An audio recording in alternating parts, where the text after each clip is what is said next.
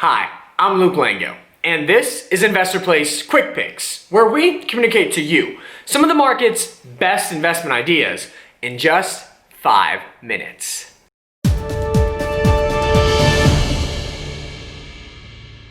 Today, we're going to be talking about a stock that needs no introduction. The name Netflix, ticker NFLX. Now, Netflix stock, to no one's surprise, has been one of Wall Street's biggest winners over the past decade, a stretch in which the stock rose almost 2,000%. Now, on the heels of such an enormous rally, you, reasonably so, have a bunch of people saying, well, how much higher can it go, right? It's already had this massive surge. Maybe it's time for the stock to take a breather. But stocks don't act like that. Optics don't drive stock movements. A red hot stock doesn't stop going higher just because it's already come up a long ways. No, stock prices are determined by fundamentals, and red hot stocks stop going higher once the fundamentals deteriorate.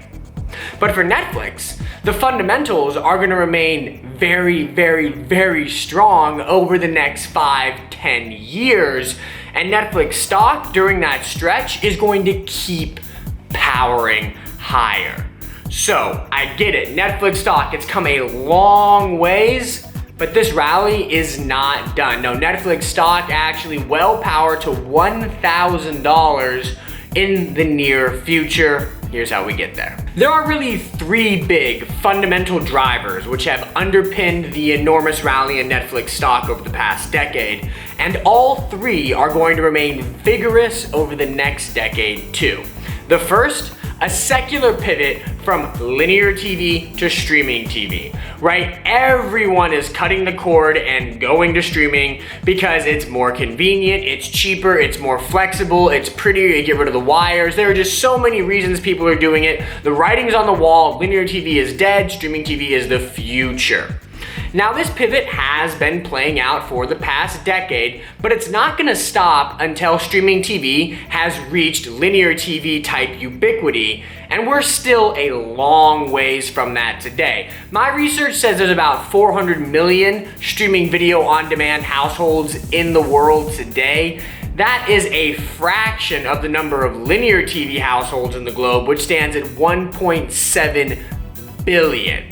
So this 400 million number in streaming TV, that's gonna grow to 600, 800, 900, all the way to 1.7 billion over the next 10, 15, 20 years. As that happens, what that basically means is this streaming TV rising wave, it's gonna keep rising. It's not gonna plateau, and guess who's at the epicenter of that? Netflix. The other big driver here is that Netflix has, year in and year out, created the streaming TV industry's best original content, which has simultaneously attracted new subscribers to the platform and kept old subscribers hooked. Now, some people are concerned that with Disney Plus and Apple and Hulu and HBO Max and all these new streaming services, that Netflix's dominance in the streaming TV content world is going to fade. But all those streaming services are in play. They were in play in 2020, and Netflix's content dominance only strengthened. If you look at a Nielsen report of the 2020 top 10 most watched streaming TV original shows of 2020, 9 of them were Netflix shows. 9 of them, 90%, 9 out of 10. That's wild. And it speaks to this enduring content advantage that Netflix has over peers.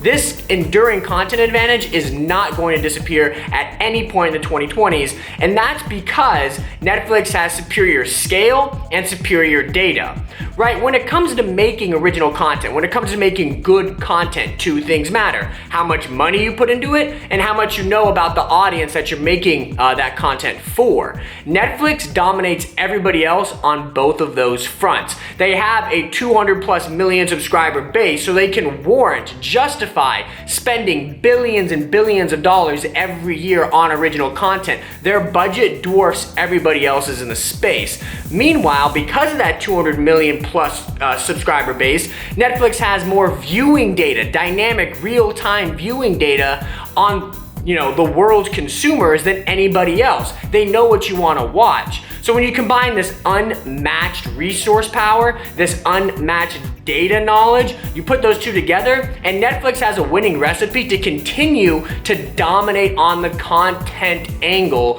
for the next 10 years. As they do, the same dynamic is going to play out. They're going to attract new subscribers and keep old subscribers hooked. It's a winning recipe which will enable Netflix to be the leader of the streaming TV revolution for the foreseeable future. The last big driver here are price hikes.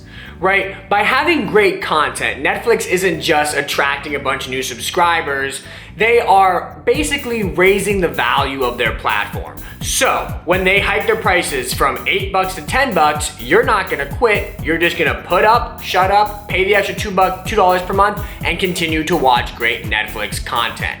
So as Netflix continues to build out this super robust original content portfolio that you can only watch on Netflix, well, that will enable the company to continue to raise prices every 2 years on the subscriptions without you quitting. Now that's big for the Netflix growth narrative, because guess what happens when they do a price hike? That means hundreds of millions of dollars in incremental revenue to the company with no incremental cost. It's completely 100% margin additive. And that is why Netflix's growth has been defined by not just robust revenue growth, but robust margin expansion too. Those two things will remain in play for the foreseeable future. So long as they do remain in play, Netflix stock is gonna keep going higher. With the fundamental drivers secured for the next several years, the only thing that can really short circuit the rally in Netflix stock is valuation.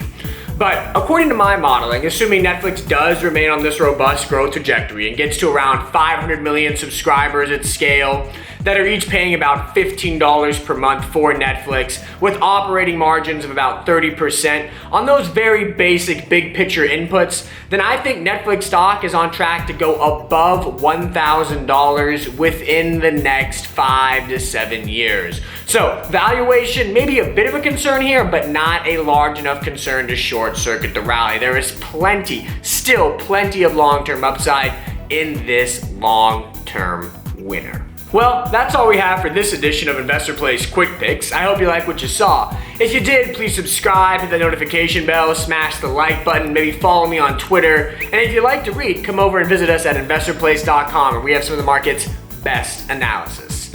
Until next time, cheers and happy investing to all.